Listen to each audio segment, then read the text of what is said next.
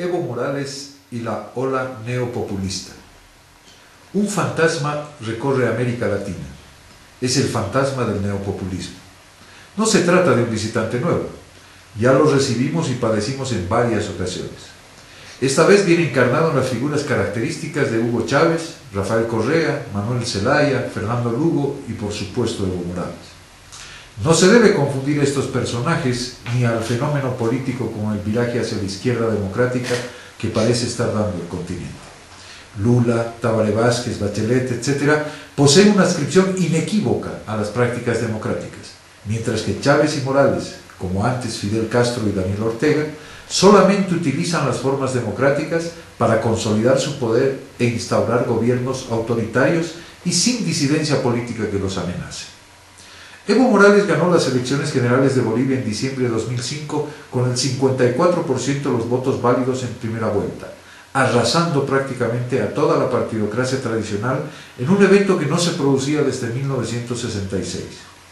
Este singular resultado se produjo por la insensatez de las élites políticas y económicas bolivianas que combatieron con saña al gobierno socialdemócrata de Carlos Mesa y que terminaron de hartar a la población en su pretensión por mantener un estado de situación injusto, desigual, excluyente y racista. Los grupos de poder en Bolivia, que desde siempre se sienten dueños del país al tiempo que lo desprecian, conspiraron abiertamente en contra de Carlos Mesa hasta forzar el adelantamiento de elecciones y el consecuente acortamiento de mandato del presidente y el Congreso Nacional. Actuaban persuadidos de conseguir la victoria aplastante de Jorge Quiroga Ramírez, expresidente del año 2001, basados en la peregrina idea de que Evo Morales era absolutamente inviable para la comunidad internacional y para los factores de poder interno en Bolivia. El pueblo boliviano, cansado e indignado de las maniobras de los políticos tradicionales, votó masivamente a favor de Evo Morales en una demostración, más que de militancia política o ideológica, de un estado de ánimo colectivo pesimista e iracundo. La composición del voto por Evo Morales, como lo demuestran estudios posteriores, fue muy heterogénea. Votaron por el dirigente cocalero quienes se adscribían a su proyecto político de manera consciente en aproximadamente un 20%. Otro 20% lo hizo pensando que solamente así se garantizaría paz social y culminación de la inestabilidad política.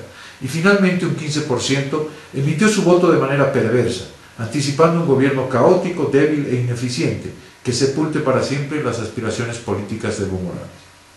Así y todo, el 54% que obtuvo el MAS no reflejó una votación uniforme en el país y más bien demostró de manera muy evidente el cisma regional que atraviesa Bolivia. Evo Morales venció en los 5 departamentos de Occidente, La Paz, Oruro, Cochabamba, Potosí, Chuquisaca, mientras que Podemos de Jorge Tuto Quiroga ganó en los 4 de Oriente, Santa Cruz, Tarija, Beni y Pando. El resultado final, además, le dio mayoría al MAS en la Cámara de Diputados, pero no le alcanzó para dominar el Senado de la República.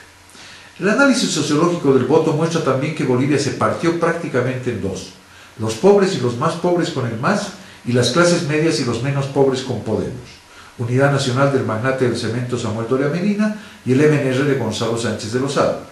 En Bolivia, como todos saben, los ricos son estadísticamente insignificantes en relación al voto.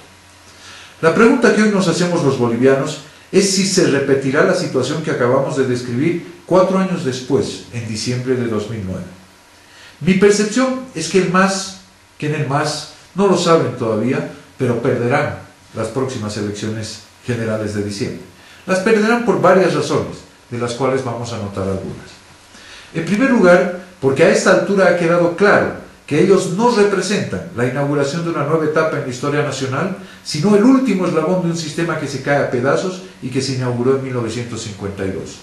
No son los primeros del nuevo paradigma, sino los últimos del viejo y agonizante estado del nacionalismo revolucionario.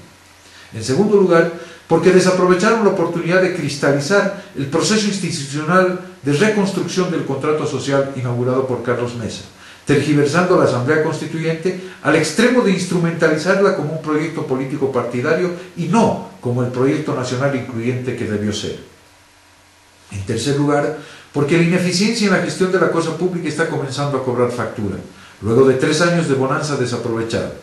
la carestía cotidiana, el desabastecimiento de carburantes, el desempleo creciente, la inflación galopante y la devaluación artificial y costosamente contenida constituyen un cóctel explosivo que está a punto de estallar.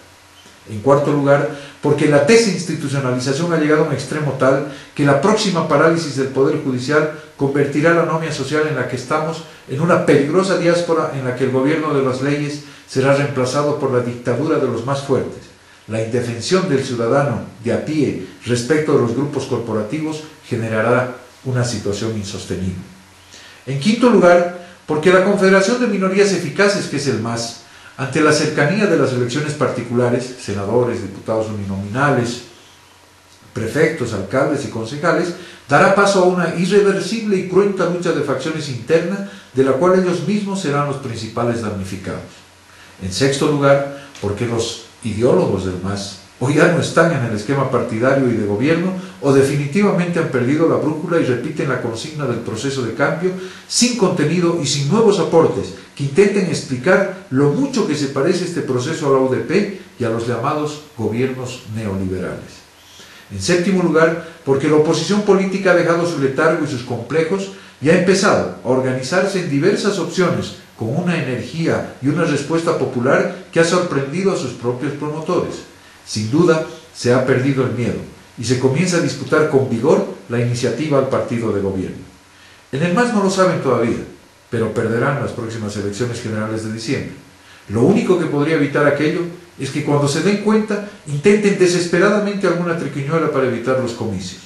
En ese caso, la caída será más estrepitosa, aunque seguramente más costosa y dolorosa para el sufrido pueblo boliviano.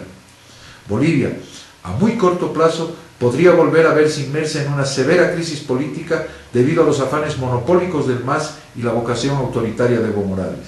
Todo ello porque con la elección, hace 4 años, del caudillo cocarero, no solamente que no se ha resuelto la crisis de Estado que vive el país, sino que en realidad se la ha profundizado.